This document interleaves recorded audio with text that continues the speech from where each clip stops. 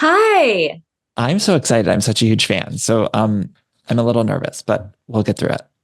I'm very excited. And wait, question. Are we on yet? We're recording, yes. We're But I on. can delete this. I can No, cut no, it. no, no, no, no, No, don't. no. I have, I have something to say to you. Not only am I Okay. a fan, which I think because, you have this fall playlist that you made on Spotify maybe a few years ago. And that playlist really like does something to me emotionally. And every time I play it in my house, which is all fall and part of our actual Thanksgiving night, people are like, oh my God, I'm really loving this throwback playlist. And I'm always like, Danny Pellegrino just knows how to create a playlist. Nicole Richie, that just makes my whole day. I mean, that makes my whole day. And I feel like Um, I obsess over that playlist too, because sometimes like even when new music comes out, recently we had like Beyonce and Taylor Swift. I'm like, do any of these feel like they fit in that fall playlist? Like what? I think I about it mean, all the time. I create a lot of playlists. I mean, mine are private, but like I just think that I don't really put new music on those types Mm-hmm. of playlists. I just don't think they belong. I think it takes you somewhere else, Right. in my opinion. Right. Yeah, that makes sense. So I like that you have kept it where it's at. Can I ask you, is there anything that you would like to request to add to that maybe isn't new? Like, is there anything you're like, oh, Danny needs to add that fucking song? You know what? Okay, hold on. Let me go through. Okay, I don't know if this belongs on that specific playlist, but what I will tell you is one of my favorite ballads of all time that could fit on this playlist. Jessica Simpson and Nick Lachey, Where You Are. Oh, Nicole, you're speaking my language. You know, I love me some Jess.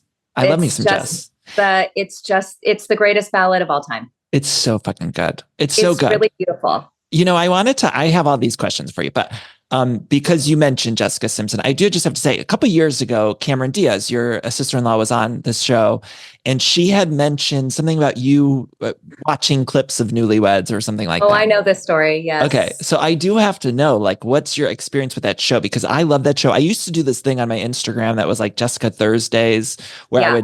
I would sort of highlight an old Jessica Simpson moment. Because to me, she was really like a nucleus in a lot of ways Yeah. to that early aughts pop culture. And so anyway, I'm sort of fascinated by that dynamic. So what can you tell me about that? Newlyweds. So Catherine Power, who also did your podcast with We love Cameron, Catherine, who's the one of my best. best friends, and she's a huge fan of yours as well. Um, we talk about this all the time because I think that it's not fair that that show isn't just like available to stream anywhere. Um, and I just really love it. Like, especially the first few seasons. I don't know like how many seasons there ended up being, but like I would say for sure those first two seasons are just gold. So good. And like if I'm sitting on the couch with my dogs on a Saturday morning, like that is what I want to watch. And I'm mad at the world that it's not available to me in the way that I would want it to be. I know, and they're starting to bring a lot of these shows back, like even The Real World or some of these MTV shows that were very music heavy. It feels like they're bringing them back on like Netflix and stuff. And Newlyweds, and I also feel this way about the Ashley Simpson show. Both of those need to be streaming because they were just such products of their time. And I know there's like episodes of them broken up on YouTube and all that kind of stuff, but we do definitely need them streaming. Yeah, And we have to like handyman it up and like go on YouTube and like figure it out for ourselves. And it's just not fair. okay, wait, was there any fashion from that show specifically that you remember, or even maybe at the time you were obsessed with? Because I was always obsessed with that Louis Vuitton she had, I which was was like just the about to rainbow say, one, and I then was of going to course the say shawl. the Louis Vuitton bag.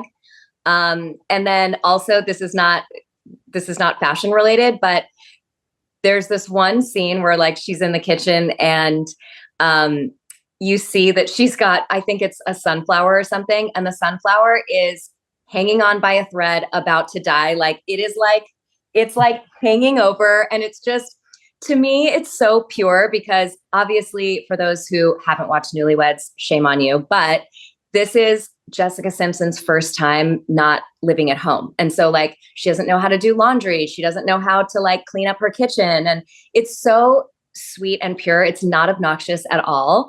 But like when you are looking at her, like really just trying to like keep up this house, and that dying flower was just so representative of like just that moment in her life. And I just find it to be so sweet and the absolute best. It's so good. I rewatched it after reading her book, and I saw it in a whole new light because I think that last season, I forget how many seasons there were. I think there were maybe 3. But whatever the last season was, it was like the marriage was over by that point. And so it's like, it's so juicy rewatching it from that angle and being like, oh my God, like the marriage was done. And you kind of can see everything and how it's playing out. Oh my God, I love it. I love it. Yeah. I mean, for me, it's like, I don't even like, I probably am not interested in seeing that. Like, I just really love seeing her in like that pure setting of like really calling her mom and being like, can you please come over and help me do my laundry or make the bed? Nick's really mad. It's just so sweet. I love it. I love it so much. And there is something to be said about that era of reality TV, which I know, of course, you were on the iconic Simple Life, which everybody, we were all so obsessed with. But there was an innocence to all of it, where we were watching people really live their lives, and it didn't feel as scripted. Even your show, which I think was putting the two of you in Paris into these specific situations, there was just an authenticity, I feel like, that sometimes is missing from reality TV. Maybe it's because people go into it now wanting to be an influencer or something like that. I don't know. Does that make sense to you? Yeah, I mean, there is a footprint now that there wasn't. And so, you're watching people like Jessica Simpson, do things for the first time, but she's also experimenting with this new form of television, period. So, I think you really do feel that non-expectation of what they're doing. They just are being. And I love it. I also love you in Great News, and I'm genuinely a big fan of yours. I just think you're so funny, and I was really trying to think about like what it is, and I was talking to so many different people and saying like, oh my God, I'm gonna interview Nicole Richie. Like, I was so excited. And the thing that I realized with you is that like whenever you tell someone if you say Nicole Richie at someone, I feel like everybody gets a smile, and it's sort of like the thing that I think unites a lot of your work is that you really I think sex. Yeah. What'd you say? Yeah. Or do they think sex? Sex and laughs. Sex and laughs. Great. Yeah. But no, I think of like a devilish smile. Like you have like a little devilish in the best of ways. But I don't know. Does that make sense? Is there an overarching sort of theme that you think about with all of your work?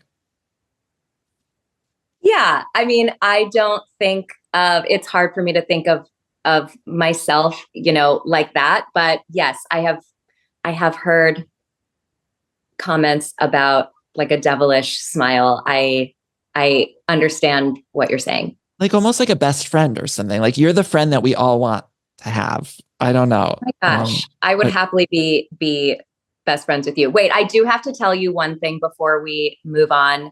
But please feel free to keep giving me compliments. But I do have to tell you this before we go on.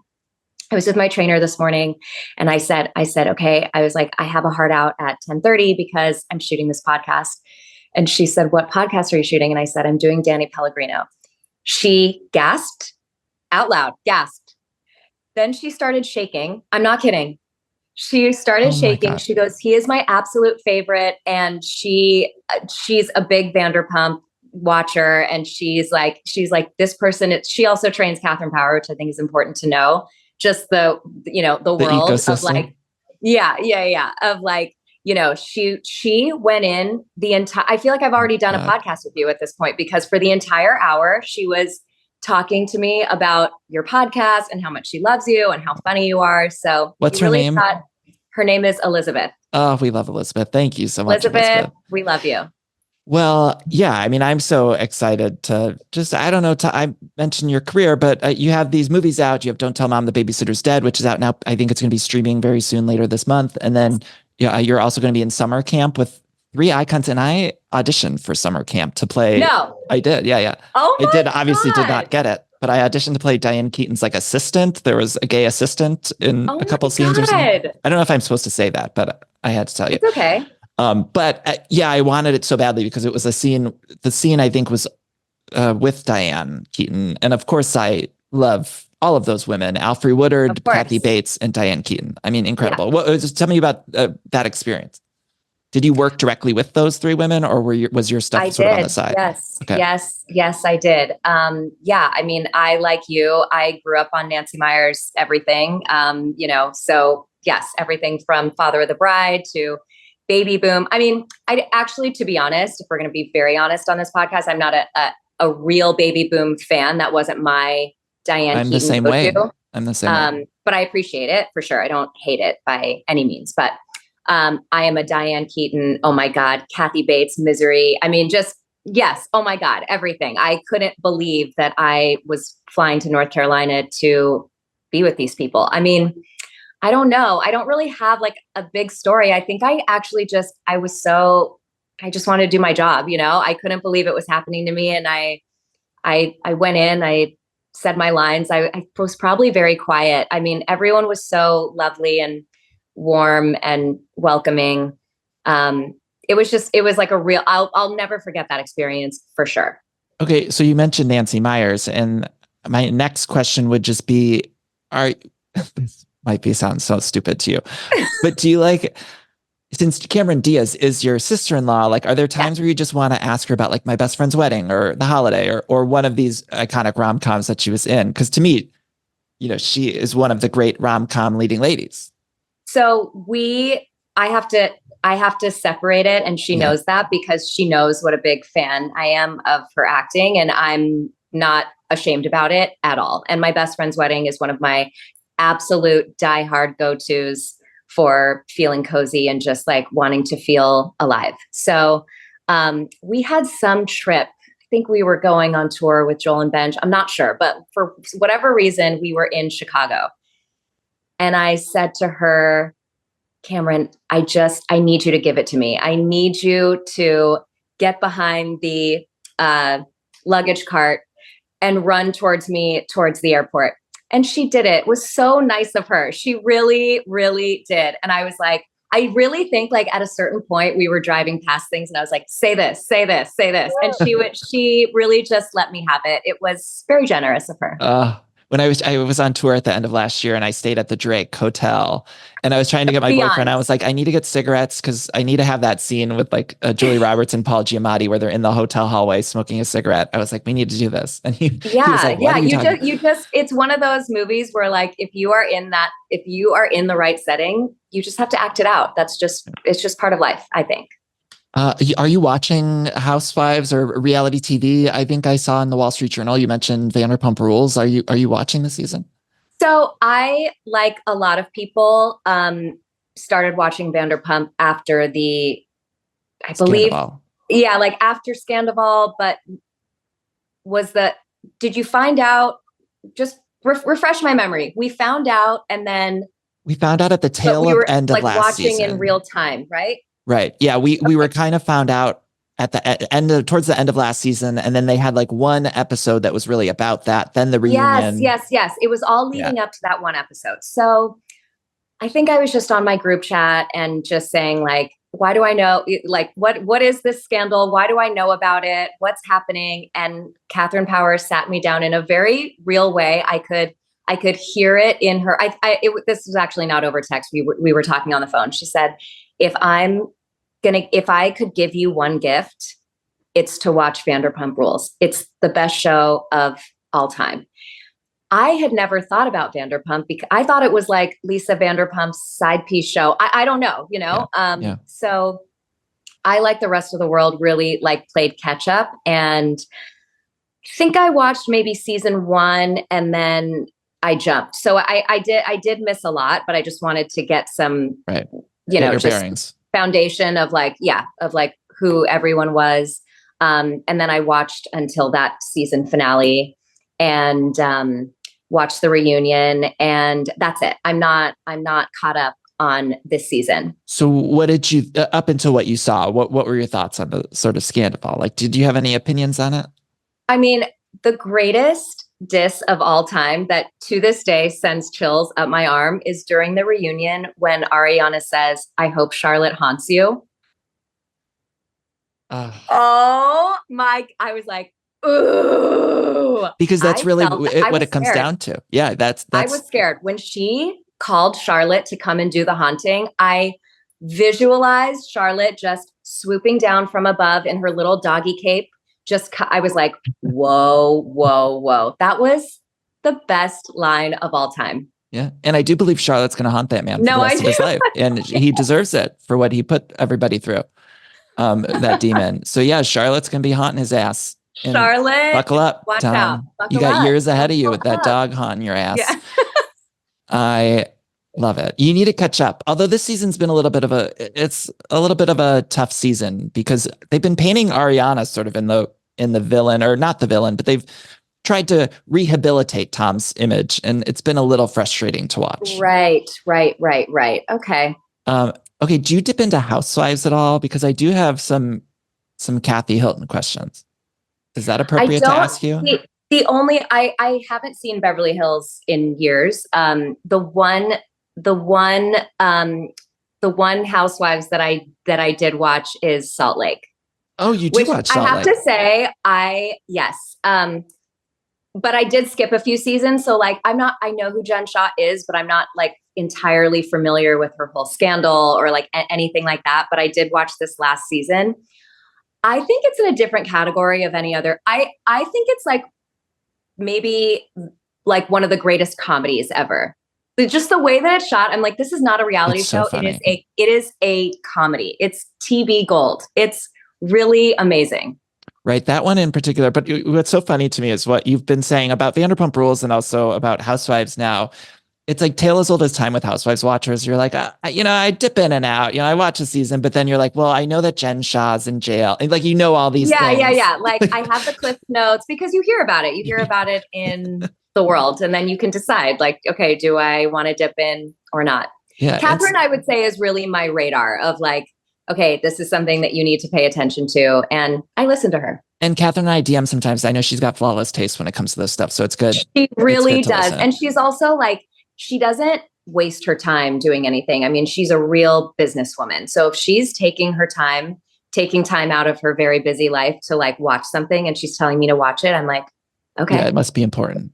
I guess the main thing I was just sort of curious is when you were younger, did you have any peripheral knowledge of Kim and Kyle at all? Like, did you know them at all? Or like, were they around at all? Like, yeah, I mean, not in a way, like I don't have any stories, but like, yeah, of course. Yeah. They were around. Yes. But there was no, like, I didn't find myself in any sort of like Housewives scenarios when I was a kid. No. Would you ever do Housewives? No, I wouldn't. Yeah. I'm not I think people would be bored. We would not, Nicole. We would not. Okay.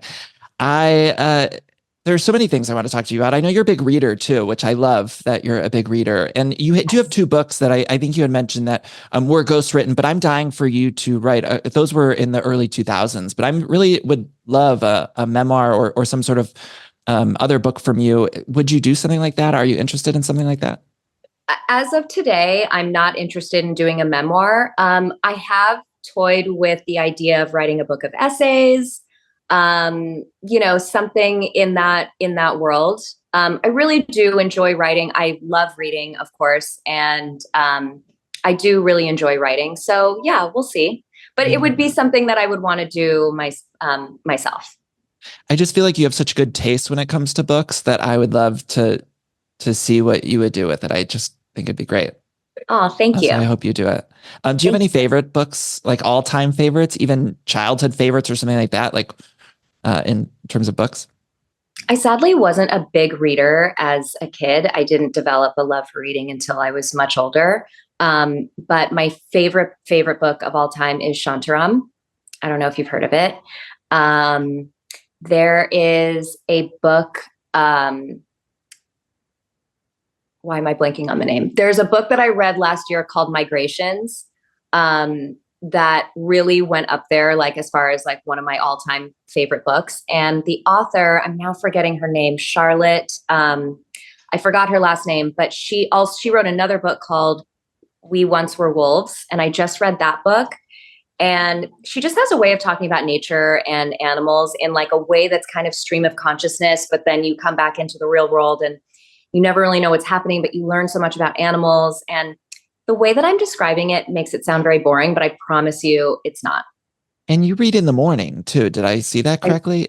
Yes, I read at Okay. 5:30 in the morning. Yes. I see. To me, that's crazy because I wind down with reading at night, and you're waking up to sort of start your day. But it kind I of makes think sense. I'm too, like, I think I've done too many things and I've been on my phone all day and I can't really focus at night on reading. Like, that's the time when I come home and watch a show. Right. Like, late night is when I watch a show, and early morning when I'm not distracted and when it's quiet is when I read. You don't But I do. bring a book everywhere. I mean, I'll read just like if I'm waiting around for what, I And just do you like, prefer a hardcover or right? absolutely. Yeah, me too. Yeah, I like to be able to mark it, and to me, there's something I so need to hold satisfying about it. closing it, like I need to finishing. hold it. I write things down. It's why I don't really lend books out, because I write so many notes in the margins, but I need to, dog ear it. And every book to me feels like a workbook. I mean, I guess not all of them, but most of them. I feel like it's part of it. You read it, but then you're also doing a little dance, Yeah, I love it. folding, underlying, closing, holding. We're going here. We're going there. I have a weird ritual too, where I like to, when I'm starting a book, decide what my bookmark's going to be. Sometimes it'll be like an actual bookmark. Sometimes Ooh, I'll just okay. like grab a receipt or something. But I don't know. I like the sort of song and dance of figuring out what's my bookmark going to be, because even though I will earmark stuff, I also No, like you to need have an an actual actual. bookmark for Yeah. sure. What is your travel style with books? I just bring one with me. You bring Sometimes, if depending on how much I want to carry around, or recently, a long time ago, I had a torn rotator cuff and it was sort of acting up recently. So I did have to bring my Kindle on a travel trip. So if I'm trying to pack specifically very light, I will just bring the Kindle. But otherwise, I'll just bring one. Yeah. But I like to read yeah, I need to have a book on me. And I used to live in Chicago where I had to take the train and bus everywhere. And it was like, I had to have a book on me at all times, because you never know when you're going to be bored and need to read it. Yeah, like, you just never know. Being on a train is the perfect time to read a book. I wish I could bring one. I think I have anxiety about not being into the book that I'm reading, and so I'll always bring I'll bring a novel, and then I'll bring a book of essays, just so I can decide. Because sometimes Nicole, I'm not in the mood to like dive into a full story. So that's why I love essays so much, because it feels like you're reading an article. Nicole, I have 2 books of essays right behind me that I need to send you. We'll send them to you. Please do. Please do. Okay, now your acting. I mentioned how much I love your acting. I was a huge fan of Great News, but you seem to be very selective with your projects, because I always want so much more of, like I always am like so excited every time you have a new project out. So what do you look for when you are acting? Is there something specific in a script? Do you kind of lean towards more comedy or what? I definitely lean more towards comedy, and just something that I feel like I can really connect to, which I know is kind of a boring answer, but yeah, I mean, I love acting so much, and I'm looking forward to doing more of it. And yeah. The Great News is so musical, like the dialogue and everything is so musical. I'm wondering, do you have a favorite line or something from that show? I know a lot of people are hopefully rediscovering it on Netflix and stuff, because it's so fucking funny. It's so good if you haven't watched it. Few seasons, and I think they're all still on Netflix, or they were. But you're so good in it and so funny. And I know you just did a thing for Vulture where they were asking, questions about Great News. But is there one line that sort of sticks out, or a joke that you remember? It's hard to remember right now, because I haven't seen it since it's been out, but that was my favorite show to shoot. I mean, we were all very devastated when it was over. It was a real dream job. I mean, Tracy Wickfield is a genius, obviously Tina Fey, Robert Carlock. It was one of those jobs where, like, you just walked in, and we were always so excited for the table read, because we just knew that it was going to be so funny. Like, we just did, and we just had really just the absolute best time. I didn't write this down, but it's just sort of coming to me. But do you think any of your history with your dad is obviously Lionel Richie, of this iconic musician? Did growing up around music, do you think maybe help with all of your comedic timing? Because I feel like you do have a comedian's comedic timing. Like you have a brilliant comedic timing. Ooh. Is that a question? Did I ask a question there? I don't know if you asked a question, but what I will say is Lionel is he's naturally funny. He's Yeah. very funny. I don't know that I would necessarily, I've never connected it to music. But every time I've told my dad that I'm doing something, he goes, "Oh my God, I can't wait for my cameo." And I'm like, "No, Dad, no one asked you to be on this show." But he wants to be a comedian. He loves it. But he is naturally funny. Oh my God, did you watch that documentary? You probably knew everything about it, but that documentary that just came on Netflix about the filming of the We Are the World. Yeah, I mean, sure. I mean, I wasn't there in the room at 3 a.m. when they were doing it, but yeah, I very much remember it, of course. But it was really cool to watch it as an adult because we haven't really talked about it. It was a moment in our lives, and it was a very big moment. Like I very much remember that time just in general. But to watch how it all went down and just see like how it all came together, and to even really like see all the stuff that my dad was doing and just having this be this really last minute thing that they put together was something that we've never discussed. So I was really able to watch it and take in everything like it was the first time that I was hearing it and watching it. And I thought it was very well done. I'm very, very proud of him. Yeah, I mean, yeah, of course, and I'm sure he's so proud of you too. But there's a song "Dancing on the Ceiling" by your dad that me and my brothers. It was such a special song in our family, in the Pellegrino family. We had a cassette tape, and my brothers, we would play it over and over again, like we were obsessed as young kids. And I don't know, it was just the best. Do you have a favorite of any of his songs? Like, is there one that sticks out? Well, I'm going to say "Ballerina Girl" because it was written for me. But was I in Dancing on the Ceiling? No, my mom's in Dancing on the Ceiling. Okay, I don't know if it's Running with the Night, but I actually remember that. Like, I remember the room that I was in. We were on set for one of his videos, and he was kissing a girl in the rain. I don't know what video. I believe it was Running with the Night. And I started crying. Because I didn't understand what he was doing. And my mom was there, and I remember she pulled me to the side and explained to me how showbiz works. And I was really devastated. Sure. Yeah, because I mean, a child, how can your brain even understand that? But he did a music video in the early 90s called Love Oh Love. And I'm in that video he had me and my 2 girlfriends be in the video. And I'm one of the singers. And then Amazing. At the end, I'm like running towards my dad. I did all my own stunts back then too. So yeah. I'm sure there must have been so many not weird, but very famous people kind of coming in and out of your house as a kid. Is that true or no?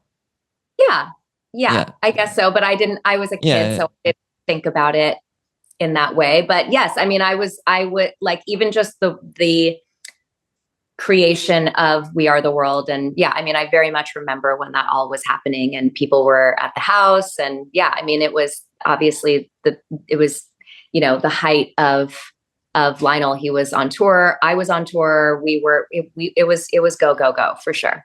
Wow. Just incredible. And you mentioned on Kelly Clarkson that her and Justin Guarini had like stayed at your house during season 1 of Idol. And that just sort of was a mind fuck for me. Like, I get it. Yes. It was quite the time. I don't really know what to say about it. I mean, my mom was friends with Justin's brother. I was also 21 and, I was like in a different mindset completely, but Justin was staying at the house and Kelly Clarkson came over a few times. And yeah, it's very the tone of my mom's house. People are coming in, they're visiting. I don't know. That's just like the general vibe. I love that. When you look back on that time and sort of the early aughts and even when you were starting on The Simple Life, what do you are you able to look back at how the media, I'm always fascinated by how the media treated, especially all the young women, you and Paris and Brittany and Lindsay and all of these young women that we had followed and tabloid culture had exploded. And I'm always just kind of fascinated by what it was like on the other end of that. Were you able to sort of understand how the media was treating young women at that time, or did it take you time to take a step back to understand it? I mean, I think when in the moment, I didn't even know it was an option to say that I was being treated unfairly. Like there was no one to even, I don't know. I mean, it wasn't really like that was just, it was happening and I was just moving through it in real time. And I just don't think there was necessarily a platform for anyone to say this isn't right. It was just happening. Right. And when you look at like Sophia, your sister, does it feel like she's sort of coming up in a different industry, or do you see a lot of similarities? Does that make sense? I don't really see a lot of similarities. Yeah, I think it's a completely different time. Obviously, we're living in a world of social media and people having their own. I was just about to say people having their own websites, but we're probably past that too. Yeah, we had that back then. Like, no, we're actually not. But so much has happened since. Do you ever see that? Do you ever see that joke that's like, what's 20 years ago? Like we all think of 20 years ago as 2000 or I think of 20 years 1980. ago I think of 20 years ago as the 90s, and I am always so confused. It's the biggest thing. Like when people are like, we're bringing back 2000s fashion. I'm like, aren't we in the 2000s? I'm there, baby. I cannot wrap my head around the fact that the 2000s were 20 and now 24 years ago. I know, it's like crazy. It's not registering to me. Okay, there's an infamous video of you at a birthday where your hair gets lit on fire, and it's my favorite fucking video. Do you know what I'm talking about? You know what I'm talking about. Yeah. It's my birthday. Yeah, it's okay. So it's your birthday, and you're sort of my 40th have a cake birthday in front of you, and your hair gets lit on fire, and then the video cuts out, and it's so funny, it's so perfect. But and maybe there is a longer video, but I'm just sort of curious, like what happened after that video went out, because we only see you sort of on fire, and I know you got the fire out, obviously.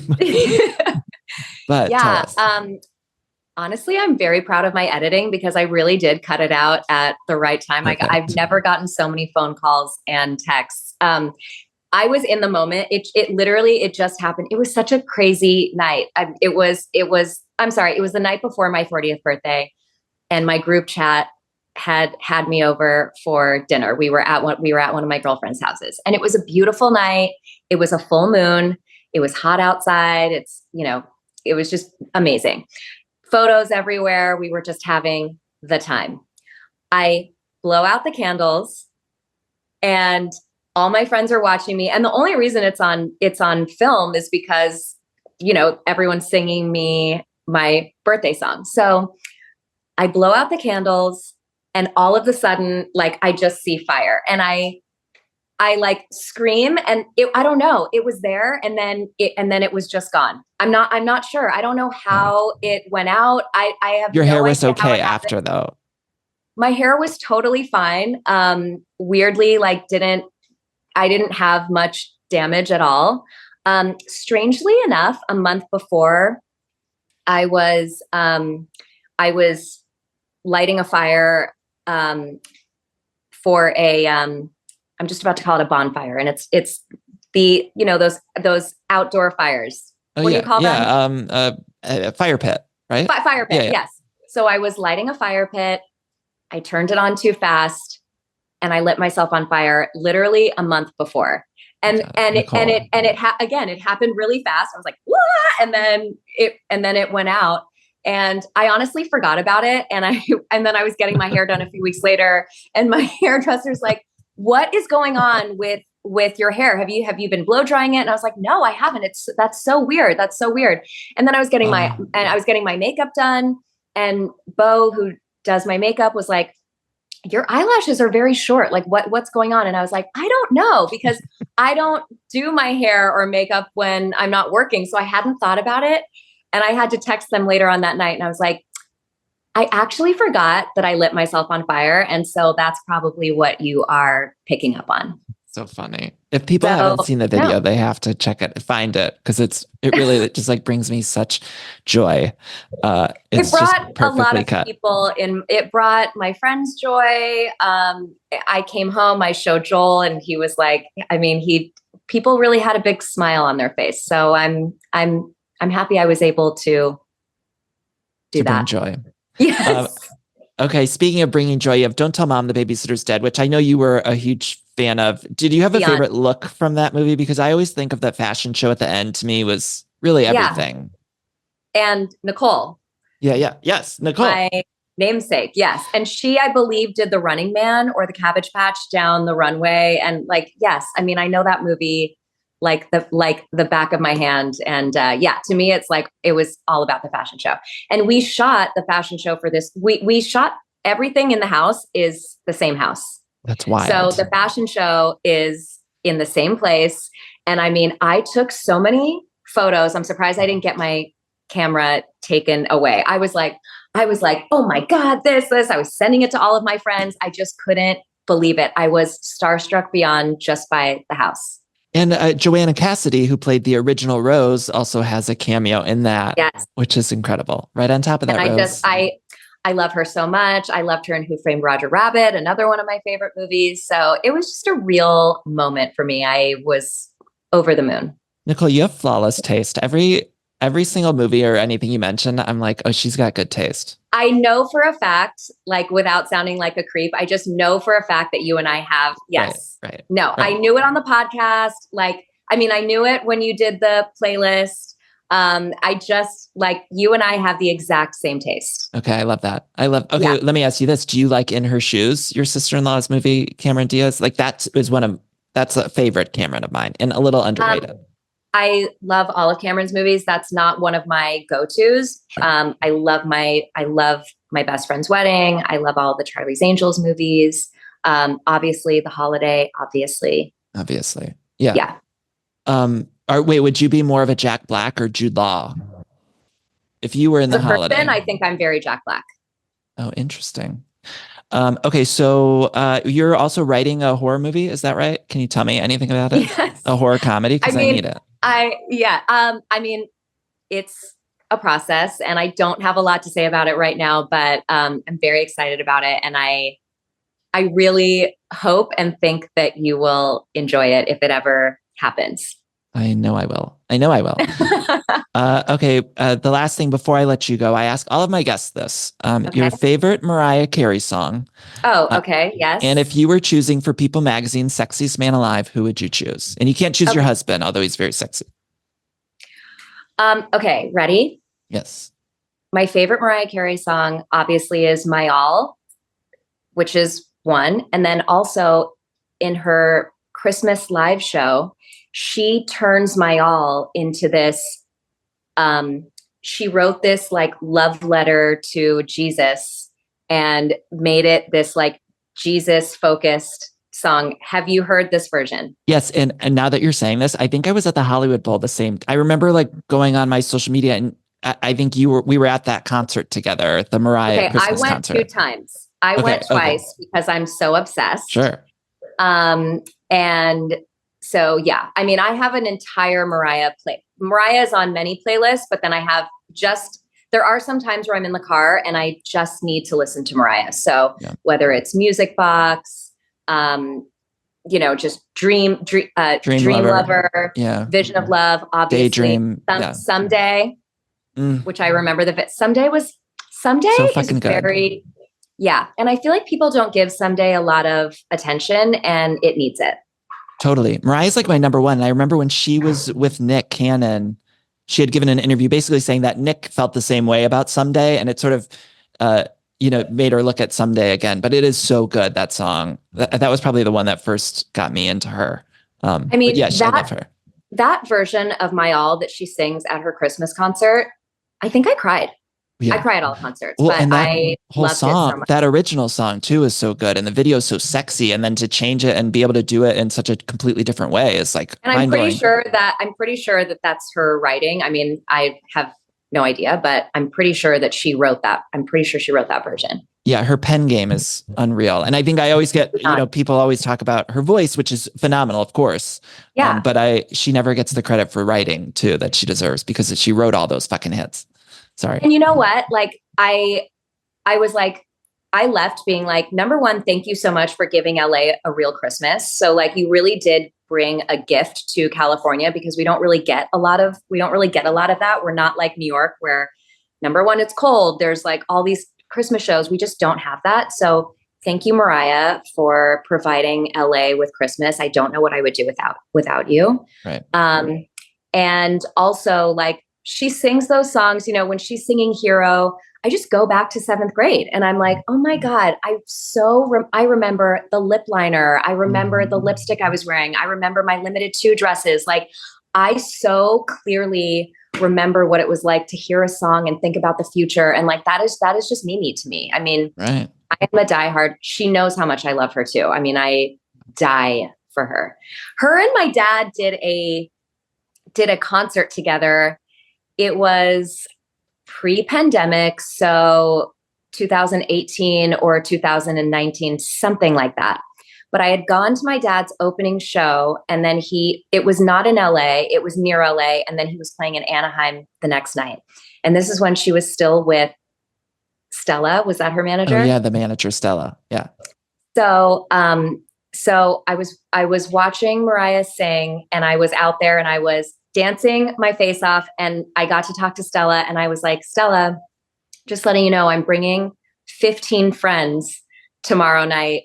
Yes, to watch Lionel, of course, but we're really trying to see Mimi. Like I am so excited. I love her wind machine. I love the drama of it all. Yes. I love all of it. And so after the concert, Mariah, and I don't think she does a lot of meet and greets because she doesn't have an afterlook. I think she gets on the PJ and bolts. Sure. After the concert, they knocked on my dressing room door and they were like, Mariah wants to invite you in. And I was like, okay. And I looked at my friends. I was like, guys, I'll be right back. And they were like, no, Mariah invited all of you guys and brought all of my 15 friends in to say hi. She was in. I mean, I was just about to say, I know what it's like to get off stage and be sweaty. I actually don't know, but I'm so connected to her that I feel like I do. She had her mic pack on. I mean, she was in her like bedazzled one piece and her tights and her heels. And she was waiting there, and she was so gracious to all of us. And she just gave it to us. And it was just so lovely. She just has that diva. She has a diva energy too that I think like it's missing in celebrity a little bit. Like I love that. The aura she's of smart it all. too. Yeah, and she's a genius and brilliant. Yeah. And like that's actually what it takes. That's why you can't just be like an obnoxious. And I don't know. I mean, and I also hard to be.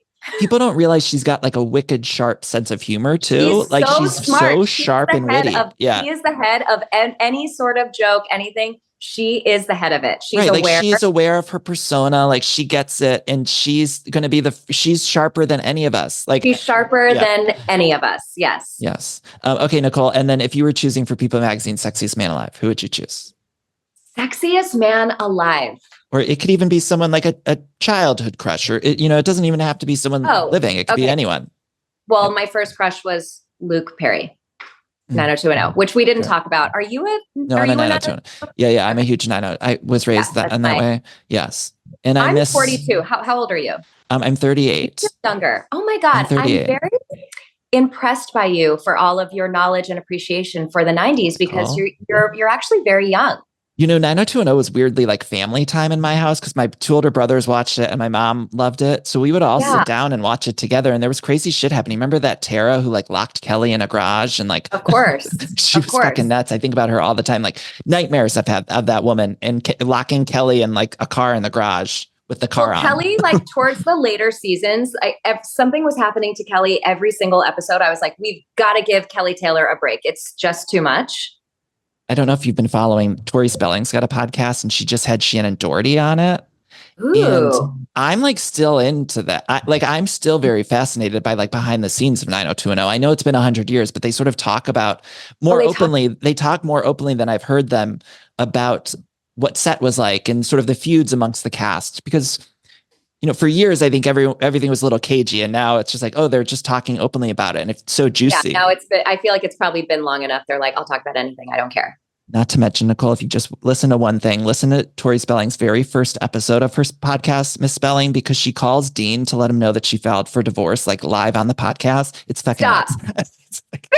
It's the best thing, Nicole. It's like crazy. One thing I want to say also about season 1 is that I don't know if you realize this, but Brandon had a different girlfriend every single episode. Did he really? Every episode he had a new girlfriend. Okay. It was such a weird move. My sort of era of 90210 was like once Tiffany Amber Thiessen arrived, and then sort of like the Valerie Malone, Gina Kincaid era. So did you care about it pre-Valerie? I did. Yeah, Valerie was late, season 4 or 5, but I did like it the first few years. But I think I was like old enough and like really committed by the time Tiffany came on. And I was like obsessed that because I loved Saved by the Bell, and she came on as like the bad girl. And I just loved that. And then when Vanessa Marcel, who I think is her name, who played Gina Kincaid, when she came in, I was like, she's the hottest woman. I'm gay, but of course I was like, she's the hottest woman ever. And like, she's just so badass. And like, I loved watching them just be tough, probably because Kelly was always like shit on. I liked these women coming in and just being like kind of bad and villainous. Okay. Yeah, I was still in for the Valerie years. I mean, I've watched all seasons, of course, but I would say that I think the Valerie years were probably the beginning of me maybe phasing out of 90210. Like, to me, I was so invested in who is Dylan McKay going to end up with. When they hand them the cookie, it's going to be Brenda or it's going to be Kelly. And then he chooses Kelly in the pool. I mean, that was like heartbreaking to me. Sure. You know what still breaks my heart is when he was with Rebecca Gayheart. Do you remember that scene when she passed away? They went, yes. So I was just going to say, I don't want to spoil it, but it's been like 100 fucking years. But it's been like 30 years. But she like takes his car, and like her mob boss dad thinks that they're killing Dylan, but then they kill her. Yes. Was it the motorcycle accident? I think it was, she was in a car. I think it was raining. And so the people who killed her thought she was Dylan. There was also a motorcycle accident, but yes, when she died, that was crazy. I was very into that storyline for sure. Yeah. Yeah. Nicole, I love you so much. Everyone's going to check out Don't Tell Mom the Babysitter's Dead. Summer camp is coming very soon. Anything else you want to tell people to watch or check out or buy or anything? No, I'm good. I love you, Nicole. You're just the best. And really, I hope that came across just in a good way of when people think of you and smiling in a mischievous smile. It's like the best kind of best friend. Like you're the friend that everyone wants to have. Anyway. Oh my gosh. I had the best time doing this. And thank you so much. Thanks, Nicole. Bye.